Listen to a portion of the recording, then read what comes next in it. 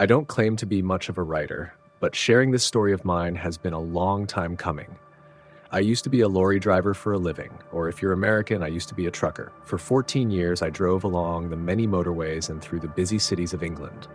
Well, more than a decade into the job, I finally had enough. Not of being a lorry driver per se, but being a lorry driver in England. The endless traffic and mind-crippling hours away from the wife just wasn't worth it anymore. Talking to the missus about this, she couldn't help but feel the same way, and so she suggested we finally look to moving abroad. Although living on a school teacher's and lorry driver's salary didn't leave us with many options, my wife then suggests we move to the neighboring Republic of Ireland. Having never been to the Emerald Isle myself, my wife reassured me that I'd love it there. After all, there's less cities, less people, and even less traffic. That's all well and good, love, but what would I do for work? I question her, more than skeptical to the idea. A lorry driver, love, she responds, with quick condescension. Well, a year or so later, this idea of moving across the pond eventually became a reality. We had settled down in the southwest of Ireland in County Kerry, apparently considered by most to be the most beautiful part of the country. Having changed countries, but not professions, my wife taught children in the village, whereas I went back on the road, driving from Cork in the south, up along the west coast and stopping just short of the Northern Irish border. As much as I hated being a lorry driver in England, the same could not be said here.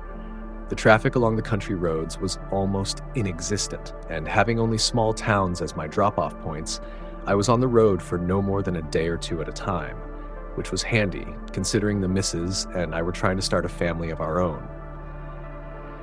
In all honesty, driving up and down the roads of the rugged West Coast was more of a luxury than anything else.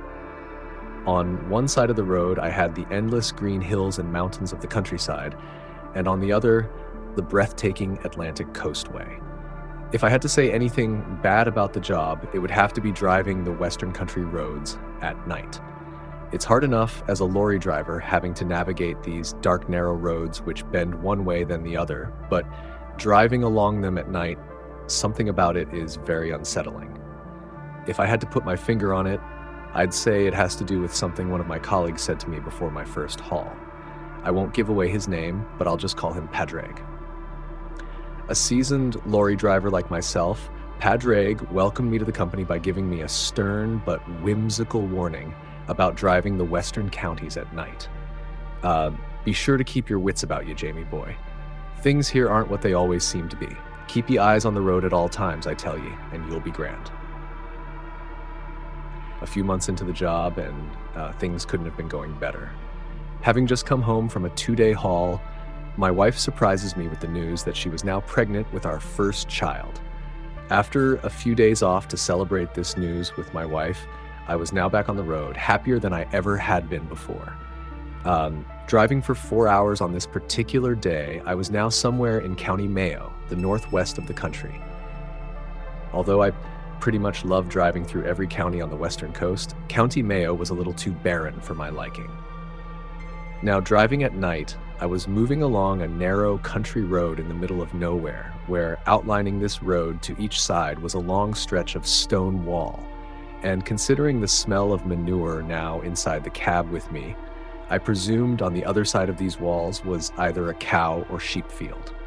Keeping in mind Padraig's words of warning, I made sure to keep my wits about me, staring constantly at the stretch of road in front of me, guessing which way it would curve next in the headlights.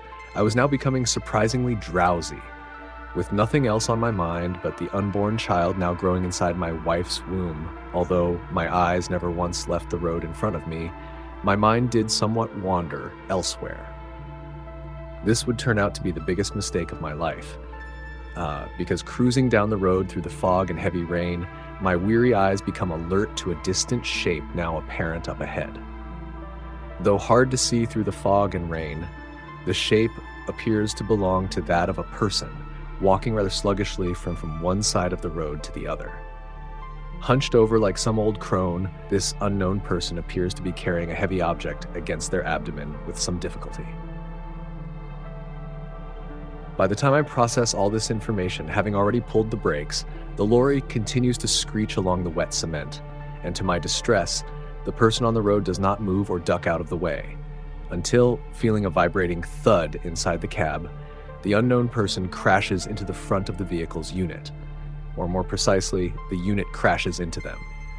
Bloody hell! I cry out reactively, the lorry having now screeched to a halt. Frozen in shock by the realization I've just ran over someone, I fail to get out of the vehicle. That should have been my first reaction, but quite honestly, I was afraid of how I would find them. Once I gain any kind of courage, I hesitantly lean over the counter to see even the slightest slither of the individual, and to my absolute horror, I see the individual on the road is a woman. Oh no, no, no, no. But the reason I knew instantly this was a woman was because whoever they were heavily pregnant. God, what have I done? I scream inside the cab.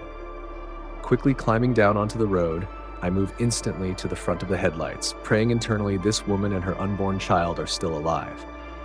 But once I catch sight of the woman exposed by the bright headlights shining off the road, I'm caught rather off guard.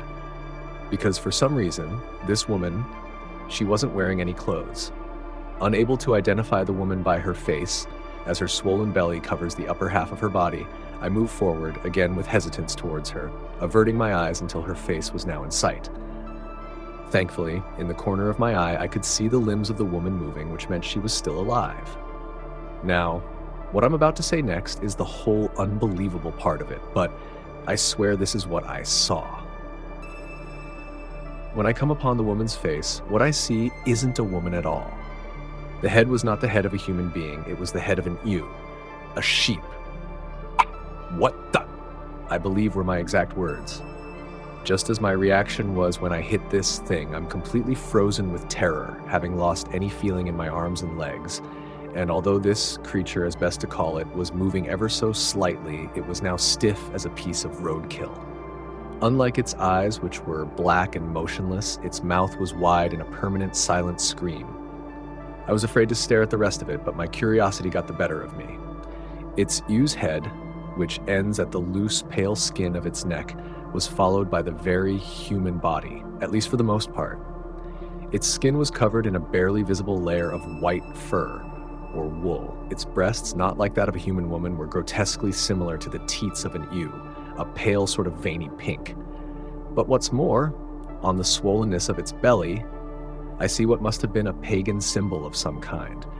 Carved into the skin, presumably by a knife, the symbol was of 3 circular spirals, each connected in the middle. As I'm studying the spirals, wondering what they mean and who in God's name carved it there, the spirals begin to move. It was the stomach. Whatever it was inside, it was still alive. The way the thing was moving, almost trying to burst its way out, that was the final straw. Before anything more could happen, I leave the dead creature and the unborn thing inside it. I return to the cab, put the gear stick in reverse, and drive away as fast as I can. Remembering I'm still on the clock, I continue driving up to Donegal before finishing my last drop-off point and turning home.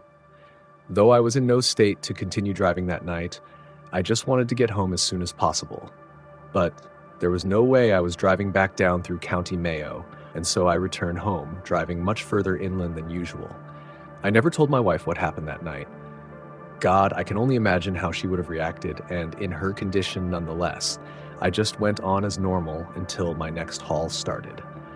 More than afraid to ever drive on those roads again, but with a job to do and a baby on the way, I didn't have much of a choice. Although I did make several more trips on those northwestern roads, I made sure never to be there under the cover of night. Thankfully, whatever it was I saw, I never saw again.